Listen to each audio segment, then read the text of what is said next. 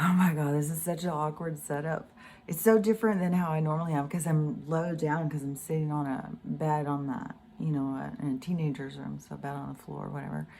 And so this thing is way up high and I don't have it, I don't know, this is just awkward, whatever. But I really wanted to talk about a couple of things. It was quite a few things, so let me see if I can keep them straight for a second. So a couple of them was the poison's worse here. The frequency's higher. The poison's worse. My hair is doing weird stuff. My ears, my eyes, of course. Like, oh my gosh. But my fingers. Oh my gosh, my fingers are so swollen, and all of my joint. It is so painful. And then yesterday I was even walking, and my daughter has hardwood floors at this house, and my sock caught on a nail, and it didn't pull and rip the sock. It just pulled me down on the ground, and it slammed down on the ground, and I hit into my knee, and then I braced my hand. But at the time, all I felt was my knee. But ever since last night, oh my gosh, just slamming back like that or whatever, it just fucked up my shoulder. So I'm just, oh God, I am just so sick of, if it wasn't for just, the constant poisoning and just this constant fighting stuff, and then every added thing, it's like, oh my God, motherfuck. I swear, I couldn't sleep with the pain and stuff, and I just kept laying there, just doing everything that I've heard people talk about with healing. I was just trying everything.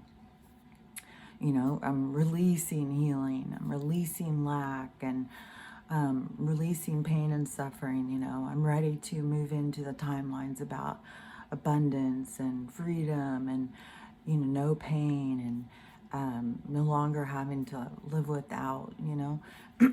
So anyways, I was doing a lot of that kind of stuff. But so the atmosphere is totally artificial. I mean, it's June. It's just nonstop storming. Everybody is, of course, being outraged because it's June. And then I did sit out in the sun a couple times because the sun will peek out. And, of course, when it peeks out from the heavy arsenal of atmosphere, then it's over the top hot. It's like the sun turned up on steroids or something. And it is, so it's really, really hot. You'd think you'd get burned really quick. It doesn't even, nothing. Oh, and the other day, I've been cracking up about this all weekend, is because I had said, I don't even know any biracial couples. Like, why are they always pushing this on TV? Like, I don't even know any. And it's funny because I've seen other people saying that now, but, I do have some in my family. I was sitting out there with this barbecue dinner thing for graduation, and I'm sitting there talking to my son-in-law, and I was like, oh, you're Mexican, so I guess that would be biracial, huh? And he's like, yeah, and I was like, oh, I don't know why I didn't think of that as like being, because my two daughters are with Mexican people. So then I don't know, it just didn't even seem like anything. So anyways, we've had some great discussions about that and not seeing race and stuff like that. And, so anyways, I had some really great, enjoyable conversations about that. But it was just funny because it was like, oh my gosh, I just said this. Like, sometimes I just say things I don't even know. But other things I say, I'm telling you, like, I may say, lamb chop when I mean hot dog or something, but, that doesn't mean everything I say is, wacky, even if it sounds wacky. And I know it sounds wacky because I'm just shocked about so many things. So I was at the barbecue thing, pretty sure it was Zen, but so I had the grandpa, the kids, he was there. And, we're always civil, we're always talking and stuff, I don't hold resentment, and he doesn't hold resentment. We're just, regular. I mean, I've known him since I was 21. So, we're just chatting or whatever. And so I was in there making potato salad because I always get requested potato salad, which, that was my Southern culture that I brought, because a lot of people don't ever even eat potato salad, but it's like a staple at my family get-togethers. But anyway, so I I was in there, you know, cutting up the potatoes and onions and all that stuff. And he comes walking, and I think he was talking to somebody else because, then he said it to me too. I'm sure he said it to me because he goes, yeah, there's all this powder on everything. He said, you know, it looks kind of like pollen or something, but I don't think it's pollen, but there's just powder on everything. And I said, yeah, it's not pollen. And he's like, what? And I said, it's poison.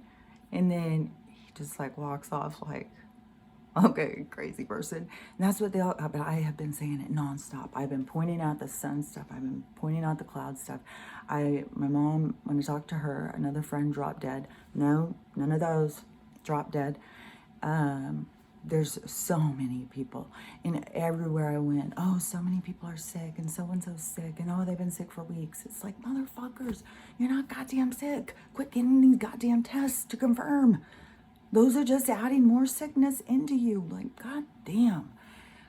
That is what drives me crazy. That's why I talk. That's why I speak out. It's so much to know this stuff and just watch people keep on. It's like, you're not fucking sick, motherfuckers. Goddamn. You're poisoned. It's completely different things you should be doing. Should be detoxing and stuff like that. So it drives me crazy because I can't get people to understand, even though they can see all these different toxins, look at the food ingredients and everything. It's like it doesn't go in and compute like, oh, this is going into me. This is why I'm sick. This is why I feel this way. This is why everyone's sick. This is why people are dropping dead right in front of us. So anyways, you know, I mean, it's just going to keep going and going, apparently. There was another thing too that I got to point out so many things about the sun and stuff. Oh, but so I think that kind of threw him. So then I think he was trying to like, you know, come in and like get the temperature gauge or something of like exactly how crazy I've gotten. And so he started talking about his brother. His brother's been struggling for a long time. He started with one back surgery. Telling you, don't do them. That's what I learned working on the neuro floor. Don't start with one. Always go naturopathic, homeopathic, because once you start with one, you're fucked. And that's what happened to him. And you end up being a cripple. They tell you, they market it, you're going to be able to walk again and be pain-free, but it just damages. I've explained it before, just everywhere that it fuses, it damages both the upper and lower, upper and lower, upper and lower. And pretty soon your whole back is just, and you're in a wheelchair and using a walker and you're in horrible pain, and most people are at the extreme amount of Oxycontin. The amount of people, working on the neuro floor, the amount of milligrams that I saw people consume of Oxycontin was incredible. Like, you could be sitting there thinking, how are you even breathing? Like, this is crazy. Like, some of us, we could take 100th of the amount they're taking and we would be knocked out. If that gives you any perspective. Like, it is crazy, the amount. But see, your body stops working. It becomes kind of dependent on the chemicals, because the chemicals know how. That's what these people do. They spend time trying to figure out how to make our bodies break, so that they can come in and either fix them or play with them or whatever. That's all they do. This is a mass experiment. And it's got social experiments too. Because, so then I went, let's see, so he was telling me about his brother and stuff like that. And then he was saying his brother's going to move to Kentucky. So I said, who moved there? Because you assume like one of his kids moved there and he's going to be by his grandkids. Because, you know, usually people just don't randomly pick just some random state and move there. So he's going to move to Kentucky. And Kentucky's always been a place I've seen, like in the, I think I've saw it on golfing tournaments or something, but it's just every time I've seen it, I've always thought it's like beautiful. Like, oh my gosh, I want to go to Kentucky and see it. It looks so pretty. And anyway, so then he started talking about his son, moved there because he had to leave California because of the gun laws, and he became an extremist. And I don't know if he called him a patriot, but something along the lines where he was getting his information from propaganda. You know, if you do this, then you're this. If you do this, you must be this. Like, that's what. And it's all this way of how consciousness has to understand its environment, has to understand the people around them, and how it begins to understand itself. And that's why they fuck with it so much. But each person has to want to be its own independent, sovereign being to pull free from someone telling you who you are, what you need to do, and all that bullshit. So anyways, he was sitting there saying about, he's an extremist now, and he had to leave California, and he had to move to Kentucky so he could, what do they call it, pack and carry or something, so you can always have your gun on, holstered on your body or something.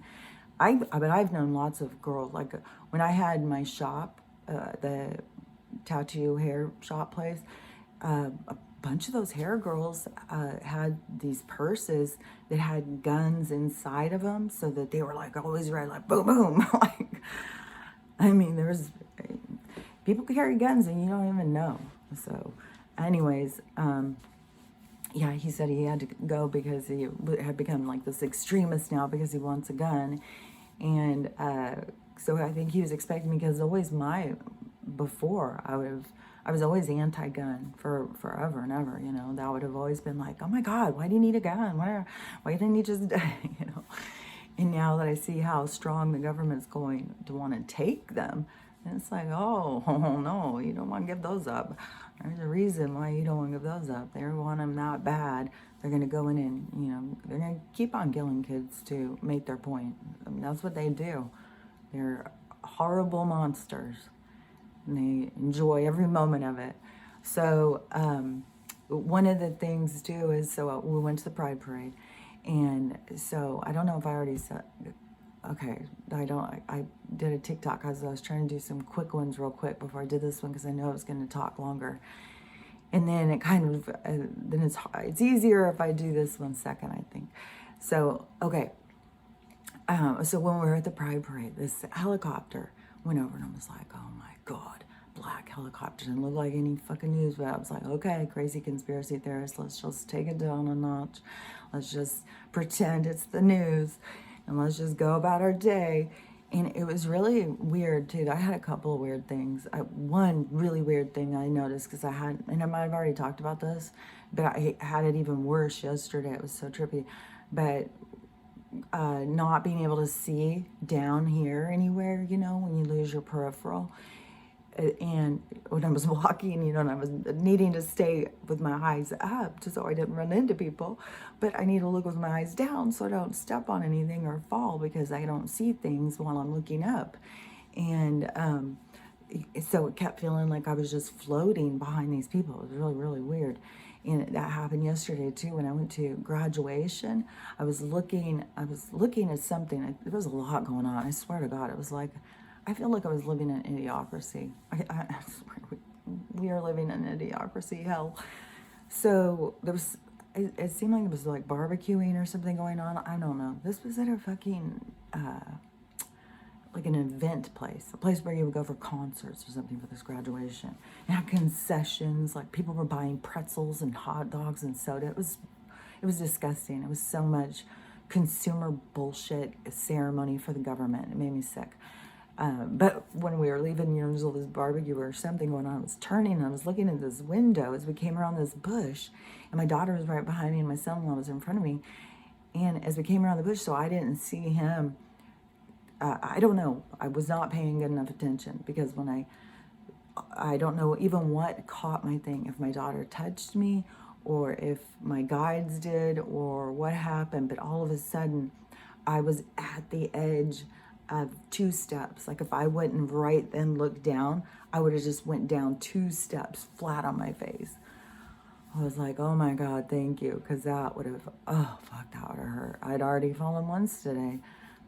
And so I was like, oh my God, I have got to. And it's very distracting when you're somewhere, and you've got to be paying attention to every step, because you want to be looking around, you want to make sure you're not. So I was like, fuck, maybe I just need to stay out of places where there's people until I get my eyesight to heal, which I'm so looking forward to getting home and getting the crystals and putting them around my bed. If this works, oh my gosh, you know, because the crystals that they sell that are already charged, that they buy the crystals and do it, it's super expensive. So if this works good, I'm going to be so excited. And, but I'm really hoping that that starts healing some of this stuff. I'm just going to be really optimistic. But the so I'll tell the graduation one before I finish with the bride one. So the graduation one, the thing that got me was not only just the concessions and the consumerism, and even while, you know, this principal's up there talking, and my daughter starts telling me, because one of her friends works in the district, and so she knows a lot of gossip. So my daughter hears the goss on the school stuff, and this principal is shady as hell. And he's just up there just giving his long speech, patting himself on the back, telling everybody what a great job he's doing, pulls a couple of donors up there. I was like, the whole time, that guy doesn't look like he likes 11-year-olds, does he? Like, I was like, so I'll keep telling my daughter, you know why these people are donating, you know, like what they use these places for. It's like ponds for the rich people to go. It's just fishing ponds. So, you know, kept trying to get that in there, but so she was explaining to me some of the shady stuff, because how I don't even remember all the stuff, you know, what he does, but somehow he makes it so he gets all of the kids who, there was a school like this in the valley. It's like they want a certain group of kids to go to school, which I see it as kind of like the government siphoning and moving and hurting. And like I said, they start picking out, like in military, like, oh, we want that guy to be a cop. Oh, we want that guy to be this. They do it in the schools. They start doing it in the schools. I mean, all these kids from the secret space program said they got taken when they were like in junior high. And they do stuff with these testing and stuff. So they do this stuff from the very beginning. But so at this particular school, it has all of the high achiever academics, because it was like 75 or 100 como se, you know, como se, what is that word? You know, when they're graduating with the honors. So we had to sit through, like, I couldn't believe how many. They just kept coming and coming and coming. I was like, oh my God, what the hell? There's this many kids that are doing this well. And the one valedictorian, the two speak, and one of them, she did seem like she was awake, but she seemed very limited on what she could say. So I didn't even know that she was fully awake on everything. But I was sitting there thinking, because all these people, I'm looking out at all these people, and they're just oblivious, just enjoying this government ceremony, eating their pretzels. Just, oh God, we've accomplished so much here. We got our child through this government education system. We're so good, you know, and they're all just so happy and cheering and like, thank you, Lord Jesus. And I was just like, oh my God, look at all the energy giving to this government propaganda campaign here of like, they are educating our kids. It's like, oh my God, this is ridiculous.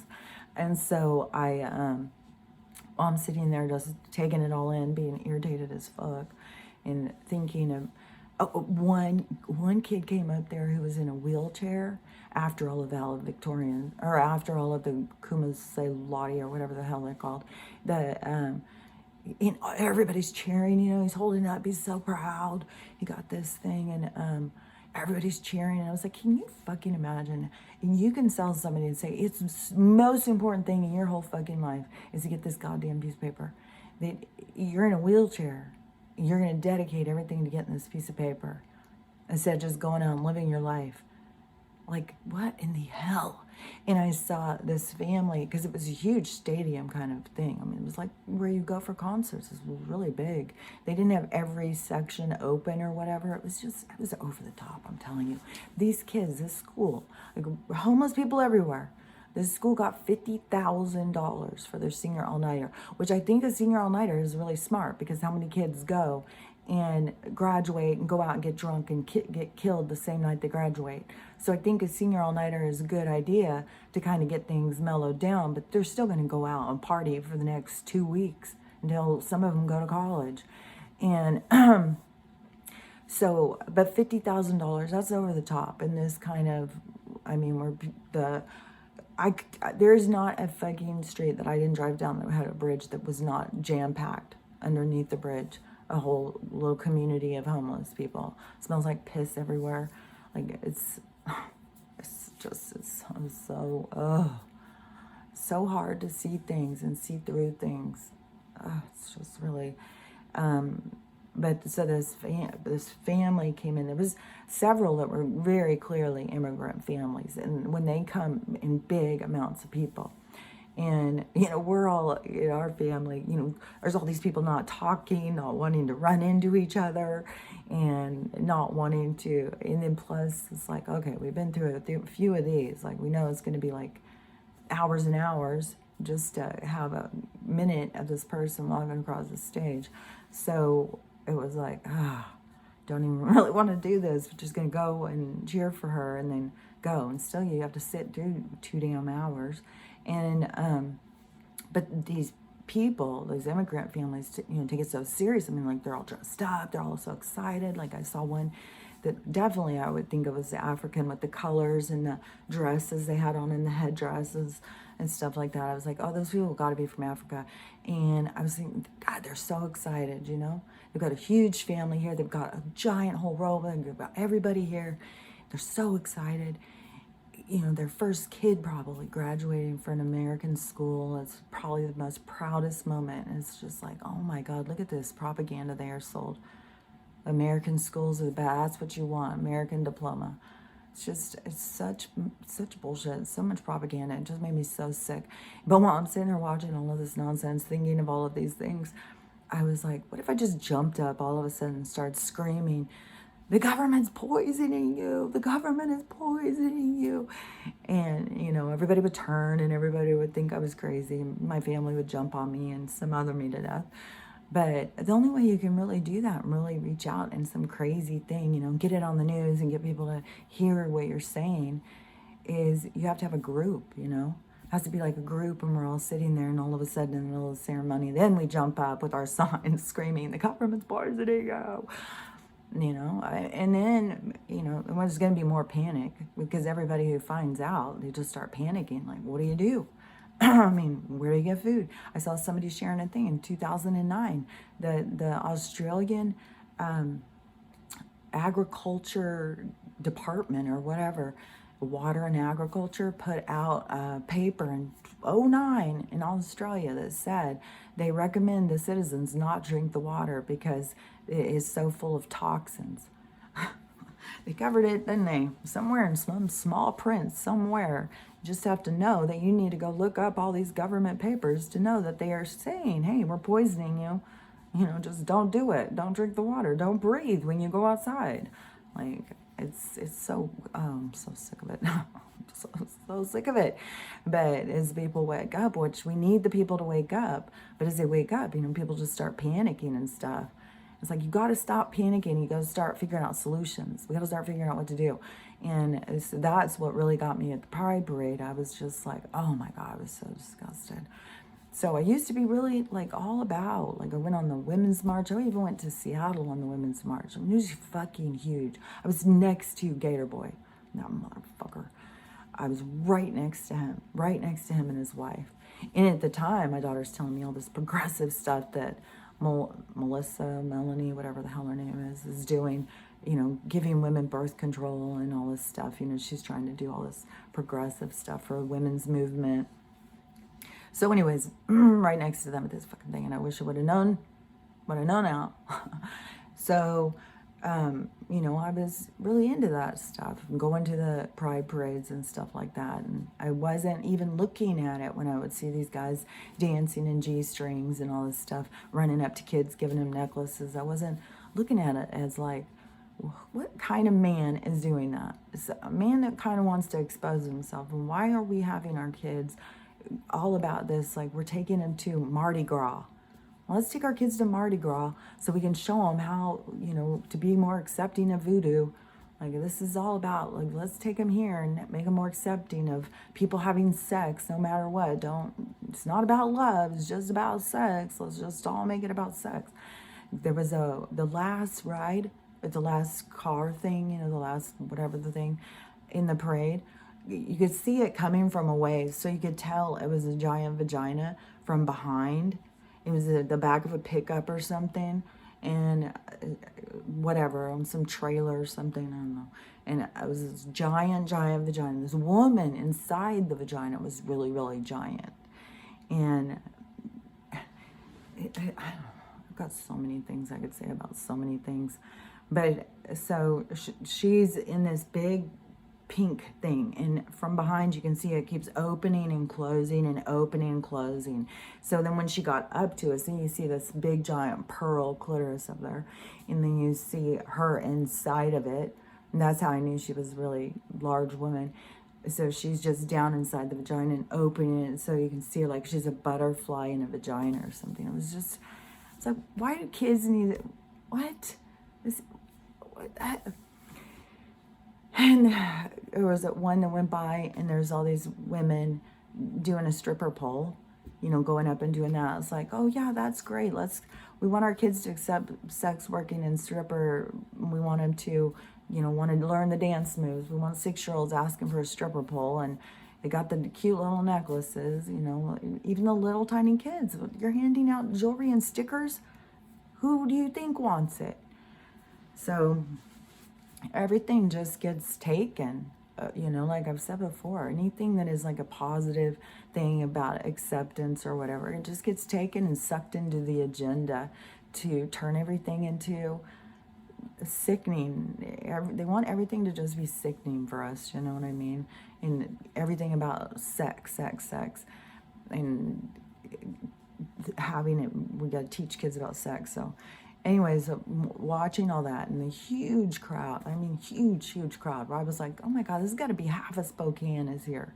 If they're not in the parade, they're in the freaking, on the sidewalk. It was huge, way bigger than ones that, you know, I mean, they get bigger and bigger every year. But I was sitting there going, how can anyone not feel included in a huge crowd like this? Like, how can you feel marginalized when there's this many people who say they support gay people? Like, I don't get it. And then I touched somebody, and I got that, oh my God, I started bawling. I got this overwhelming feeling of not feeling accepted, and that I couldn't quit crying. But while I was watching all the people going and the people waving and the people, you know, like, you could tell the difference of who's being there to support people and who's there to get people to support them. And so you have the people who want to support people, but that is very virtue signaling. Like, I'm a better person. I'm such a good person. You know, I support everybody. And then you have the people who are desperate to be accepted by everybody. And it's like, you don't need to be accepted by everybody. You just need to be accepted by yourself. Once you accept yourself, you don't need anybody to accept you. And that's what you can't get these people to see.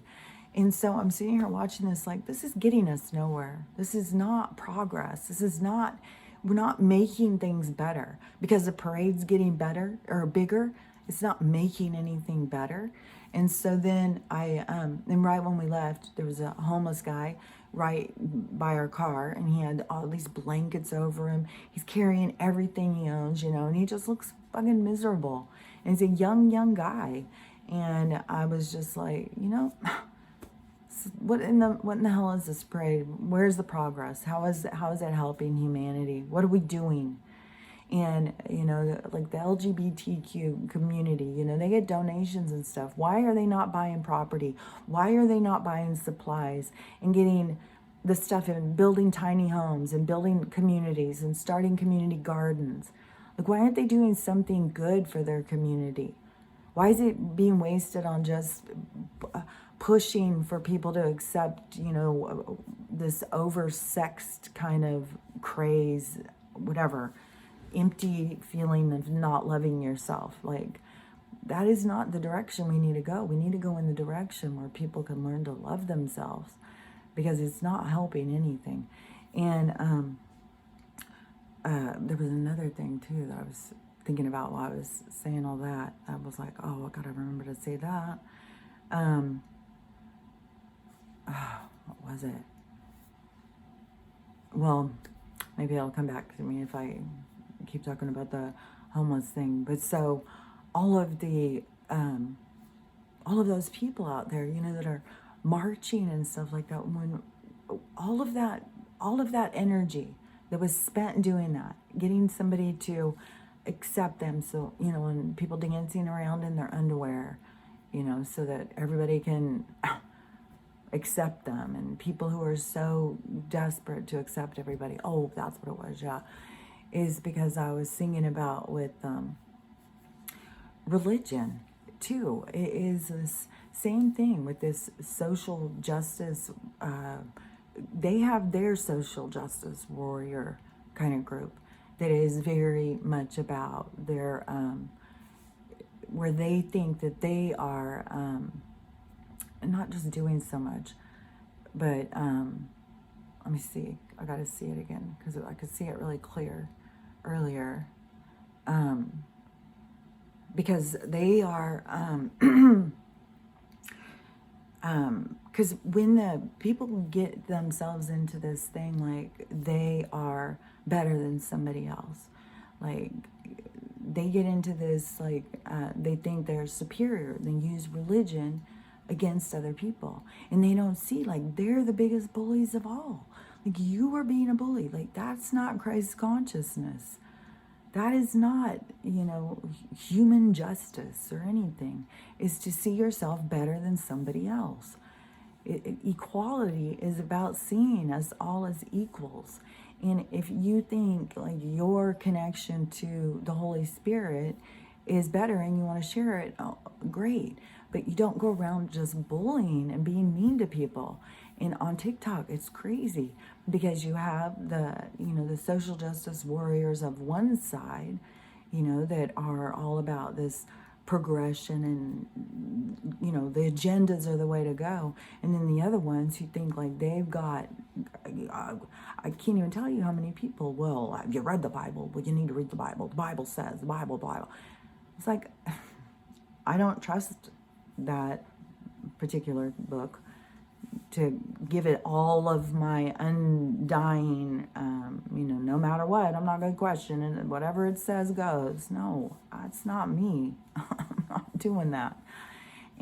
But the people who do, who think that they've got all the answers, they're just bullies.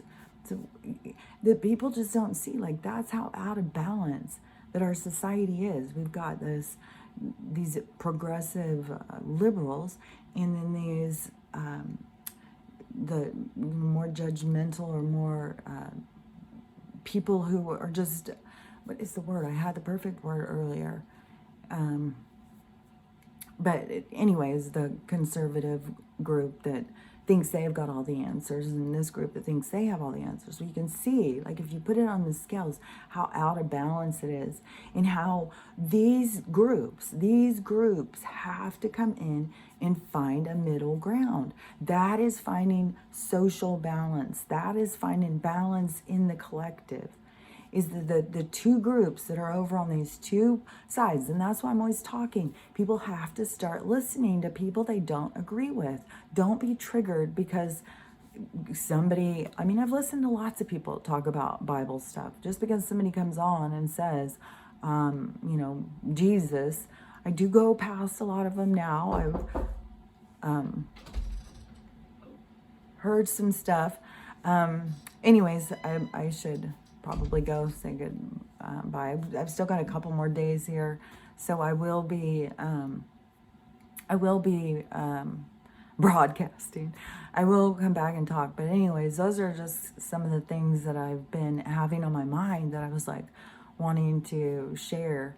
I don't know, maybe I already shared some. I really feel very disjointed in everything. I really feel like I'm just going from moment to moment to moment to moment. I really feel like things start changing in your reality. The less you focus on this 3D stuff, which I know I talk about it all the time, but I don't talk about it or focus on it like what I'm talking about, like the difference of me being at the parade and observing it and the people who are in the parade participating.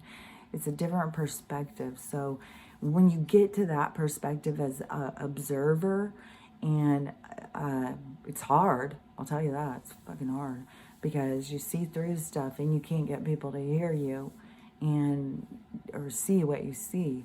So that's hard. But it just, I don't know, I just don't feel as attached to this reality like I used to. And there's something weird too with not being able to see my feet and feeling like I'm floating and then going and being in these different things. And I don't know, maybe my brain injury is getting worse. I don't know, but I'm happy. So anyways, we'll just see how things go. But I'm looking forward to getting back home to my own toxins and chemicals because these ones are kicking my ass, I'll tell you. Like and remember I just said that I wonder what if they're putting a whole bunch on one and a whole bunch of difference on the other, like if you go into withdrawals of your own or how you're affected. And for me right now, I just feel like it's just like way more. But I'm still in the same state, so they're probably still using the same recipe book, just because I'm in 2 different cities in the state, but crossing the whole damn state and seeing like this is ridiculous. It's artificial, and people gotta wake up because they're goddamn poisoning us. They're killing us, and this is all about us waking up. This is all about us realizing and making our own priorities and making choices for our life and wanting to connect to more of what we are and who we are. So anyways, I better get going. I'll talk to you later. Bye.